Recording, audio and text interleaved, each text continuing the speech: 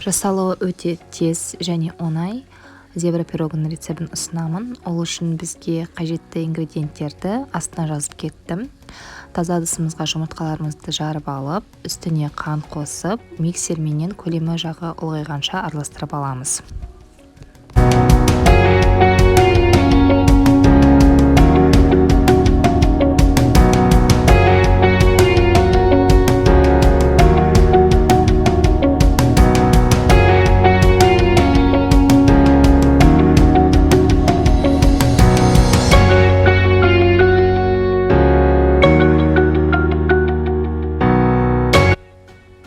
Кейін дайын болған массамызға сұйық майымызды және де сүтімізді қосып, жақсылап тұрып, венчикпен араластырамыз. Бұл кезде жалпы миксерді қолданбай-ақ венчикпен араластырып берсеңіздер болады.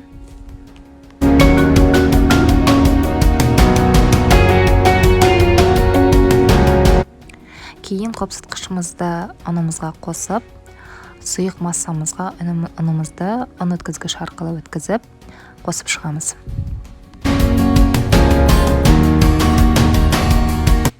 Барлығын жақсылап тұрып венчикпен араластырып аламыз.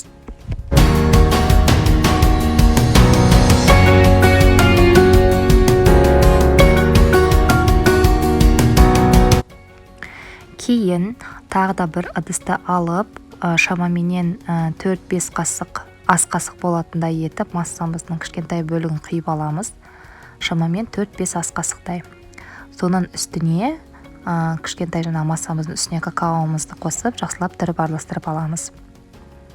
Какаомызға 2 ас қасық сүтті құямыз. Сонда бізге араластыру жағынан кішкене жеңіл болады. Осыны араластырып аламыз.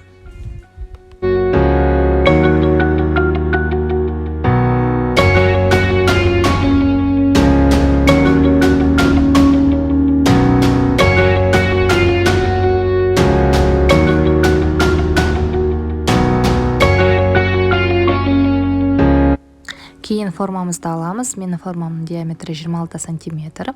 Егер кіші формаларыңыз болса, кішіге де салуға болады. Формаға құйып жатқан кезде духовкамызды 180 градусқа қыздырып қоямыз. Алдыменен ақ түсті массамыздың барлығын формамызға құйып шығамыз. Массамыздың үстін күрекшеменен осылайынан түзеп, тегістеп шығамыз. Сонда піскен кезде ол тегіс болады. Осы енді массамыздың үстіне ас қасық алып, шоколадты массамызды жағып шығамыз. Яғни осылай қасықтап құйып шығасыздар. Жалпы бұл пирогты кекстің формасында да пісіруге болады. Немесе осындай торт пісіретін формада да пісіруге болады.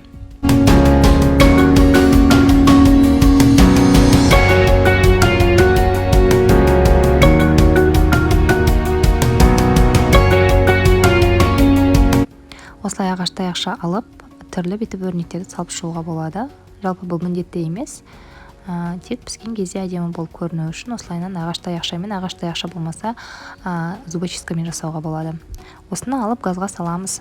Кейін 40-45 минуттен кейін піскенін таяқша арқылы тексереміз.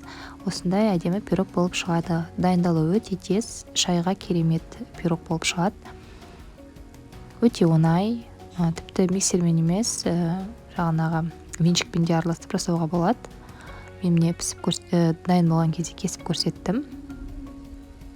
Көлемі жағынан үлкен болып шығады. Менің формам 26 сантиметр болса да, өте биік болып шықты. Дәмді, тез, ішіне түрлі жемістерді қосуға да болады.